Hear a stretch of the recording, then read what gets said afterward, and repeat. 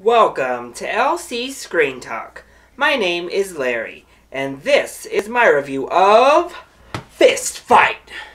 So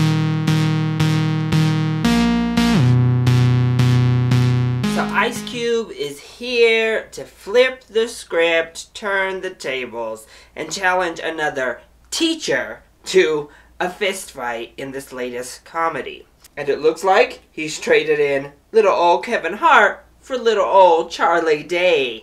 But in the end, it still turned out to be a pretty run-of-the-mill, meh comedy.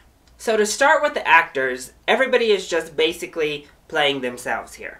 Ice Cube is stern-faced, kinda funny, kinda badass. Ice Cube, that we all know, we all love. He spouts off the Rolodex of his greatest hits, from his catchphrases to his rapping days. Ice Cube is literally just being Ice Cube here. And then we have Charlie Day, who is being Charlie Day as well. Very frenetic, very high energy, kind of crazy, oh my gosh, Charlie Day that we've seen time and time again. And the entire supporting cast is also pretty much just playing themselves, from Tracy Morgan to Jillian Bell to Kamal Nanjiani. All of them, we've seen them in these roles before, but I guess when it comes to comedians, range is a little bit much to ask for. When they do something well and it gets laughs, I guess you can't blame them all that much for just going back to that same laugh factory that made them famous. And there are definitely some funny gags here. I think there are some really nice scenarios, some really shocking scenarios. They don't show everything in the trailer by any means.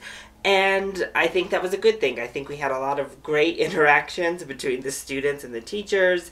I think Charlie Day is really the star here. He brings a lot of heart, he brings a lot of warmth, gives you something to root for. And, I mean, it's enjoyable enough. And that's kind of the extent I can delve into positives when it comes to this film, is that I didn't hate it. I had an alright time as I was watching it, and it made me laugh a few times, so As for the negatives, first of all, I think it's pretty much a horrific message to be sending.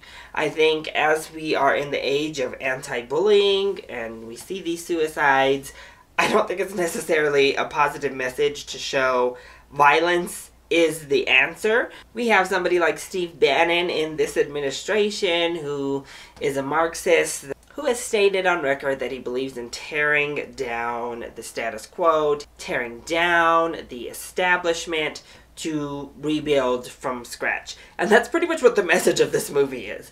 You gotta fight it out, duke it out, just show how horrible everything is, and then maybe we can move forward from there. But on top of that, it is all about violence to get what you want. Violence to get where you need to be going. Violence, violence, violence, vulgarity. That all of kind of the worst traits are the traits that will get you to where you need to be. And ultimately, this movie literally said it in there. Nice guys finish last is the message here. And in a time where we are really trying to bolster children's self-esteem and help them realize that they are enough, that they don't need to look like the people in the magazines, to stand up to bullies in positive ways, and really use that positive reinforcement, I just think this is a pretty toxic message to send out there. And also, I was chuckling throughout, and there were a couple of funny gags, but I wasn't laughing nearly enough. I pretty much wanted to be laughing wall to wall, and it definitely didn't accomplish that. Plus, I think a few of the scenes and jokes pushed it just over that edge of acceptable, where we're talking about like teacher-child relationships, and then we have this child up on that stage. And again, rewarding extremely negative behavior with positive reinforcement. Plus, I don't feel the ending was earned. I don't think we organically got to that point in the end. And the fact that this all takes place within one single day is mind-boggling. So, the logistics of it all, and then a very hollow, unearned, wrap a bow on it type ending, brought this down another level. So ultimately, this is what we've seen time and time again from this group of comedians. This didn't feel new or innovative. It didn't feel like it was pushing the envelope.